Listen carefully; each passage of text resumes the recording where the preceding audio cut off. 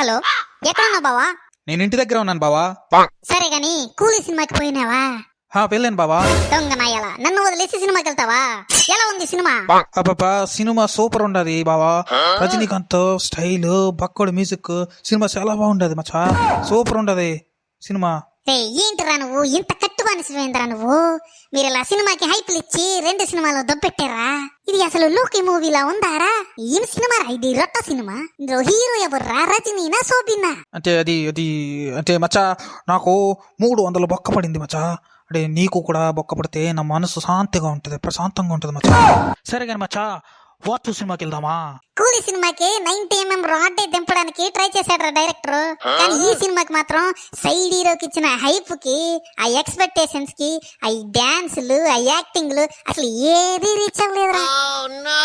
ఇంకొక సీన్ ఉంటది మచ్చా, బ్రిడ్జ్ మీద నుంచి ట్రైన్ మీదకి దూకేది. ఏది మన వినయ విజయరాంలో ఉండేటట్టు. ఒక్కసారి డైరెక్టర్ మళ్ళీ అందరినీ బ్రిడ్జ్ నుంచి తోసినట్టు అనిపించింది మచ్చా. సెకండ్ హాఫ్ అయితే మరి లాగ్ మచ్చా. ఇంకా సినిమా అయ్యాక అర్థమైంది సినిమాలో విలన్ ఎవరనేది. సినిమాలో విలన్ మన డైరెక్టర్ మచ్చా. ఈ సినిమా వచ్చాక వైఆర్ఎఫ్ స్పై యూనివర్స్ మళ్ళీ ఇంకెప్పుడు చూడకూడదు అనిపించింది మచ్చా. ఈ సంవత్సరం సరైన సినిమా రాలేదు మచ్చా. ప్రతిదీ సెకండ్ హాఫ్ తో బెస్ట్ ఉండదు. ఇంకా అందరికల్లో ఓజీ మీదే ఉన్నాయి మచ్చా.